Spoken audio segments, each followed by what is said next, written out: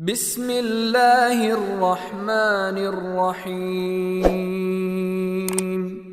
الأرض وضعها للأنام، فيها فاكهة والنخل ذات الأكمام والحب ذو العصف والريحان، فبأي آلاء ربكما تكذبان؟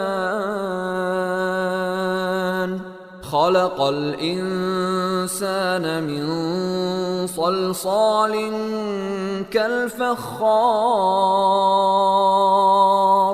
وخلق الجان من مارج